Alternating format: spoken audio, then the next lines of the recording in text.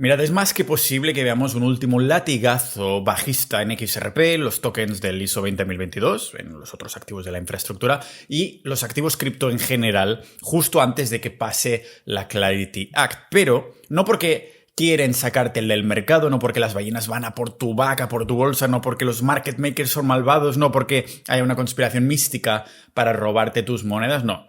Si este último dump, esta última bajada ocurre, no será un ataque personal contra ti, será un evento de posicionamiento estructural.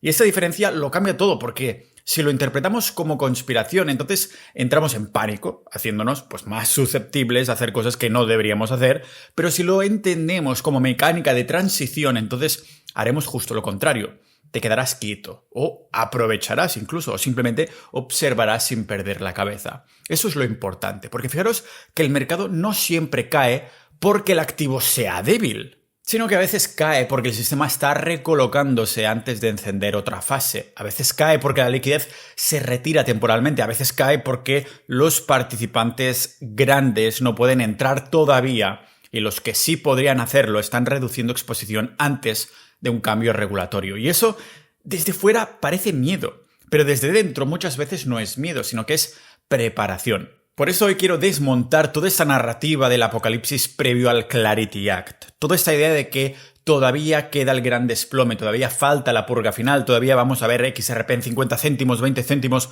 o quién sabe dónde. Yo no compro esto. ¿Puede haber un último susto? Sí. ¿Puede haber una última mecha violenta? Sí. ¿Puede haber una sacudida rápida, fea, con poca liquidez y mucha emoción en redes? Claro que sí. Pero una cosa es esto, y otra muy distinta es una caída estructural sostenida. Ahí es donde yo veo a casi todo el mundo completamente perdido, porque siguen leyendo el mercado con las herramientas del casino retail, cuando en realidad estamos entrando en una fase donde lo que manda ya no es la emoción del pequeño especulador, sino del macroespeculador, la lógica fría del reposicionamiento institucional antes de un cambio de paradigma, un cambio de régimen. Y si no entendemos esto, cualquier movimiento brusco, aunque puntual, nos parecerá el fin del mundo, cuando en realidad podría ser exactamente lo contrario, un aviso. Y este aviso es del que trataremos hoy aquí en este episodio de Mi Lado Macroespeculador.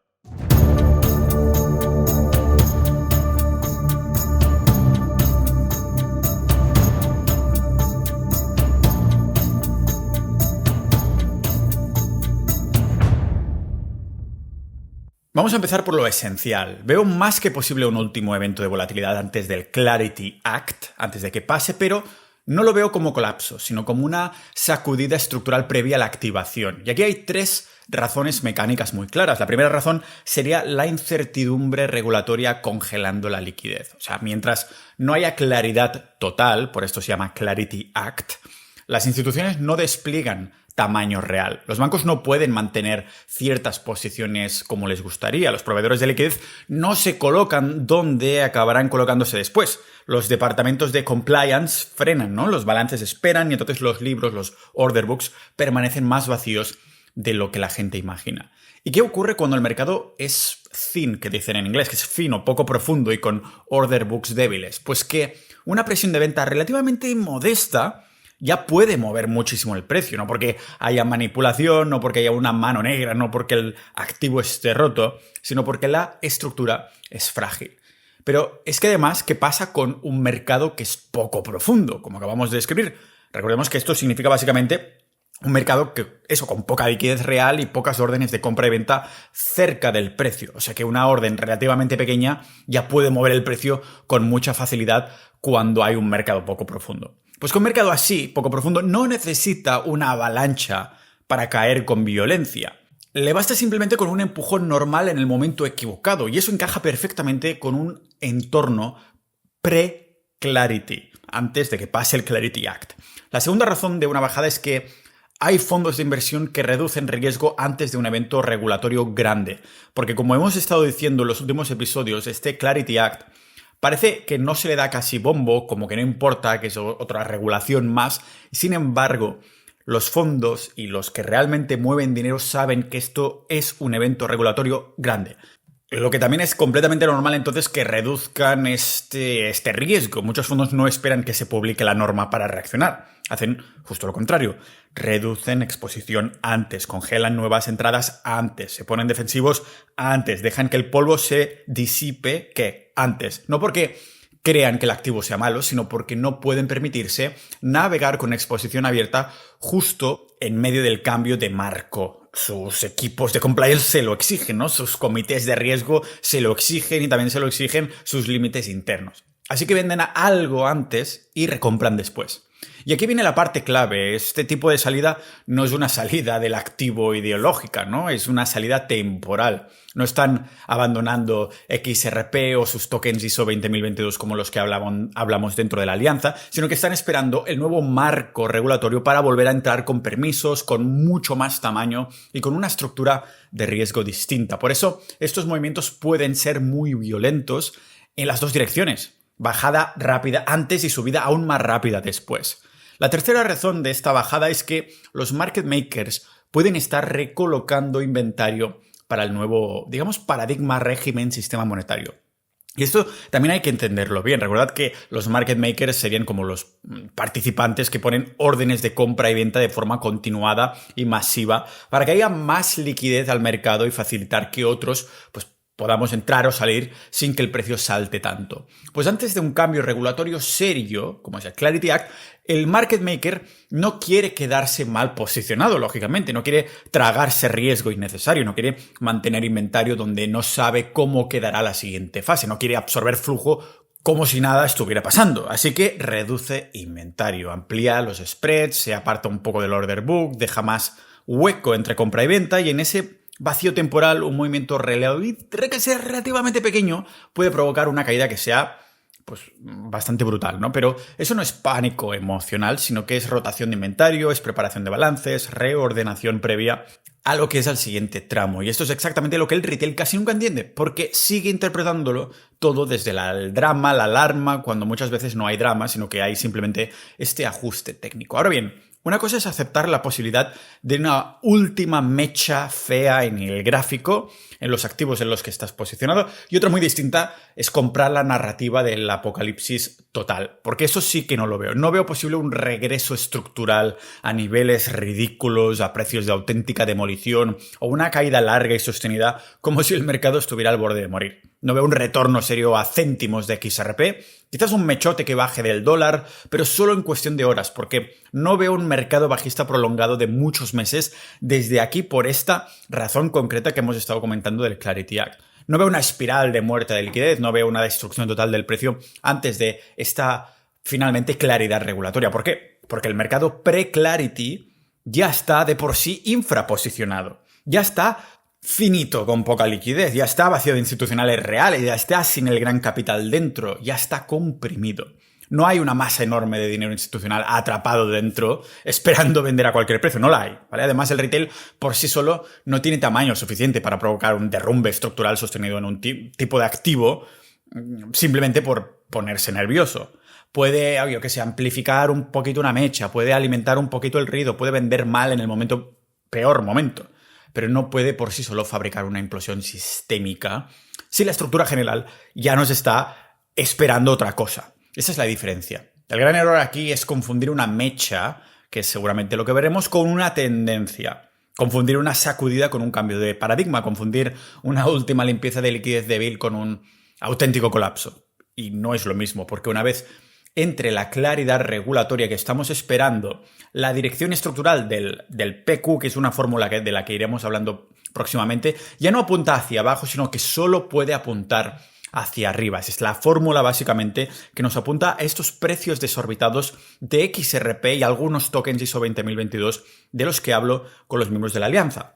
Quedarán muchísimo que hablar. En cuanto a claridad regulatoria se desbloquee, entonces, claro, se desbloquea la custodia, el settlement, los canales institucionales de liquidez y liquidación, también la reentrada institucional y compresión de velocidad. Claro, el sistema deja de estar en espera cuando esto suceda, y cuando deja de estar en espera, el precio ya no responde como un juguete de exchange, sino que responde como lo que empieza a ser una pieza fundamental de la infraestructura. Por esto, yo no veo la fase que viene ahora como un riesgo de colapso, sino como una compresión previa a la activación, como el muelle, ¿no?, que se encoge, que se aprieta antes de saltar a toda fuerza. Algo que cambia completamente cómo hay que reaccionar, no con pánico, no con trading impulsivo, no con esa fantasía del, bueno, vendo ahora y ya recompraré más abajo, ¿no? Cuando, por ejemplo, BTC estaba a 16.000 y, claro, en ese momento la de personas que lo esperaban ya a 9.000 o algo así. Vendo ahora y recompro más abajo, como si el mercado te fuera a regalar otra oportunidad perfecta con un lazo rojo, porque precisamente en estas fases es donde mucha gente vende por miedo y luego se queda mirando cómo las musarañas y también cómo el precio se les escapa sin volver a darles entrada clara. Por eso hemos hablado más de una vez que este es seguramente uno de los últimos trenes, si no el último tren, antes de la siguiente fase y que a partir de aquí ya no habrá esta caída por debajo del dólar nunca más. Ahora bien, si ese último latigazo aparece, ¿cómo sería? ¿Cómo luciría? Aquí es donde ya no basta con decir, bueno, puede caer, hay que saber reconocer la firma estructural de este movimiento.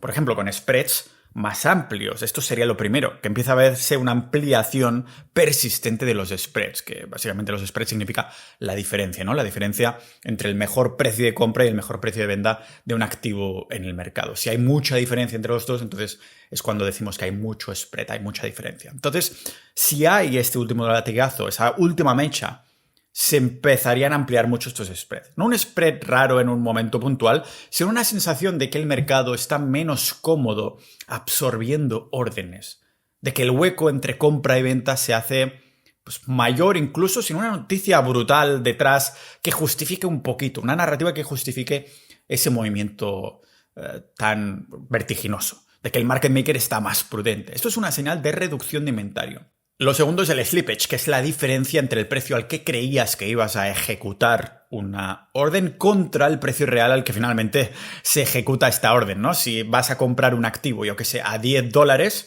y le das a comprar a mercado y este es el precio que piensas que vas a ejecutar, pero de pronto el precio, hostia, lo has comprado a mercado, pero en vez de costarte $10, te ha costado 12 porque no había un vendedor que te vendiera ese activo ahí, ¿no? Entonces, el siguiente vendedor estaba a $12. Entonces, cuando una orden relativamente pequeña de $500, $1.000, cantidad total de un activo, de varios activos que se va a comprar o cantidades que normalmente no moverían demasiado el precio, de repente empiezan a moverlo más de la cuenta.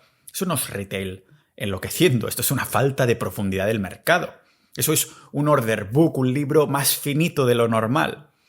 Y lo tercero es el colapso de profundidad en estos order books. Esto significa que en el mercado empieza a haber menos gente poniendo órdenes reales de compra y venta, así que el suelo, el techo, se vuelven más débiles. Menos bids, hay menos asks, hay menos muros reales, hay más sensación de hueco en la parte media del order book, del libro, ¿no? Y cuando esto ocurre, el mercado se vuelve más propenso a esa típica caída rápida, sucia, que llamamos normalmente flash crash, ¿no? Que parece enorme en un minuto. Claro, cuando ves la vela en directa, esa vela larga, llena hacia abajo, pero muchas veces no tiene la capacidad estructural de sostenerse. Sucede como un momento para derribar los stop loss, los retails impacientes, ¿no? Y lo cuarto es que esta caída no tendría por qué venir acompañada de un volumen monstruoso. De hecho, una de las características del latigazo estructural es precisamente esa. El precio se mueve mucho con un volumen que no tiene por qué cuadrar con el dramatismo del gráfico. Eso es lo que delata que no estamos ante una liquidación de fondos, sino antes, digamos en inglés, lo que llaman un air pocket, un vacío temporal de liquidez, un pequeño agujero en la tubería. Algo que el mercado atraviesa con violencia porque en ese instante no hay demasiada estructura absorbiendo al otro lado, ¿no? Y aquí hay una idea importante. Un crash real suele venir con volumen enorme, con confirmación, con continuidad y con deterioro claro de la estructura. Pero en cambio, una mecha estructural final, no. Una mecha estructural final suele ser rápida, seca, exagerada y sobre todo muy difícil de sostener. Igual que es sostener buena información, por esto te recomiendo que te suscribas no a la plataforma que me estés escuchando, sino que te suscribas a mi newsletter gratuita, porque es el único sitio donde aviso de nuevas publicaciones para que no se te escape nada, tan fácil como pulsar el enlace que tienes en la descripción y entrar ahí tu correo. Y si vas en serio con la especulación de ciclos, te interesará nuestra comunidad de macroespeculadores con información confidencial, como mi cartera, audiocursos con información inexplorada de algunos tokens y mis análisis privados, donde aprenderás a posicionarte antes de que el mundo entienda lo que tú ya sabes. Aquí entra algo que mucha gente no relaciona bien porque a veces solo miran el gráfico del token y no observan el patrón institucional más amplio. Y el patrón institucional sí importa. Así que miremos la lógica general. Antes de un cambio de paradigma, las instituciones tienden a reducir movimiento. Ralentizan, restringen, revisan, auditan, reconfirman, aplican reglas con más dureza, ¿no? Endurecen el acceso, se vuelven más conservadoras. Y esto no es exclusivo de cripto, ¿vale? Pasa en banca, en los fondos, en créditos privados, en productos semilíquidos, también en estructuras donde la liquidez prometida no coincide con la liquidez real disponible en el activo, digamos, subyacente. Por esto aquí el ejemplo de BlackRock ayuda a entenderlo a la perfección.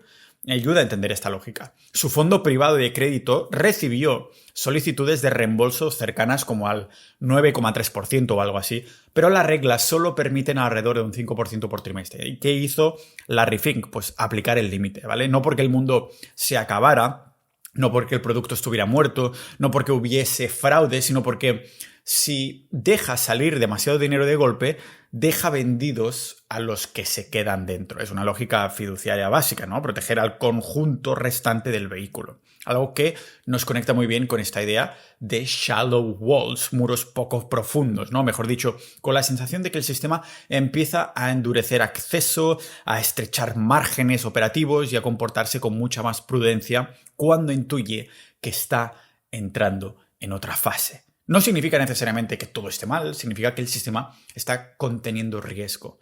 Y eso encaja perfectamente con un entorno pre-Clarity, antes de que pasen el Clarity Act. Porque antes de un cambio de marco, de paradigma, las instituciones no aceleran, sino que frenan. No amplían libertad operativa, sino que la estrechan. No se lanzan a abrazar más riesgo, la contienen. Y eso es exactamente lo que se vería también en un mercado de activos de infraestructura antes de la activación regulatoria. No caos descontrolado, sino restricción temporal. No porque el edificio se caiga, sino porque están reforzando puertas y ajustando válvulas antes de abrir otra planta, ¿no? Es como si vas a hacer, yo qué sé, tienes una planta nuclear y vas a hacer algún tipo de construcción, reconstrucción o algo así, ¿no? No vas a, pues me pongo también a los otros recursos a ampliar otras partes. No, te centras en una cosa porque tienes que asegurarte que no se te escapan por distintos sitios, ¿no? Así que si tengo que concretarlo de forma fría, yo sí veo estructuralmente posible una mecha rápida bajando del dólar en XRP. Eso sí me parece compatible con este contexto. ¿Por qué? Pues porque desde zonas como 1,20, 80 o similares, una caída de un 20-25% puede ocurrir perfectamente en un entorno de baja liquidez, de spreads ampliados y market makers que están haciendo de-risking, ¿no? Saliendo de un poco del riesgo. Eso encaja.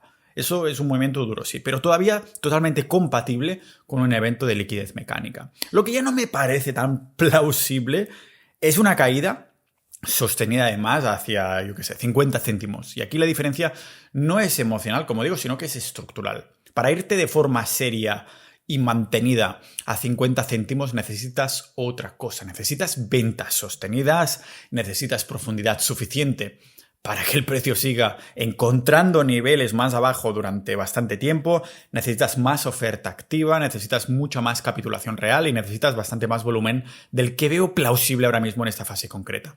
Y además necesitas que no aparezcan compradores estructurales en niveles muy obvios. Y eso ya me parece mucho más difícil, porque precisamente cuanto más agresiva y más absurda sea la caída dentro de un mercado tan fino, más probable es que aparezcan bits en niveles que el sistema considera demasiado evidentes para dejarlos abiertos demasiado tiempo, ¿no? Es decir, la mecha corta, fea y rápida sí, pero no veo el desplome largo, profundo, sostenido, eso no lo veo. Por eso para mí el escenario más coherente sería algo así, una mecha rápida, poca duración, volumen no especialmente espectacular, reversión rápida y después una estructura que deja un mínimo más alto o como mínimo reancla el precio en una zona más firme. Eso tendría más sentido. Esto ya parecería una limpieza final. Eso sí encaja, ¿vale? Con una fase de preactivación antes de que pasen el Clarity Act. Claro, no basta con decir puede pasar, porque también queremos saber identificar cuándo ya ha pasado. Y la primera señal sería este volumen más bajo, o al menos relativamente contenido con esa mecha, ¿no? No con ese volumen masivo que suele acompañar a los eventos de auténtica capitulación, digamos, sistémica. O sea que si el precio cae mucho más deprisa de lo que el volumen justificaría, eso ya te está diciendo que el problema no es exceso de ventas, sino que es una falta de profundidad.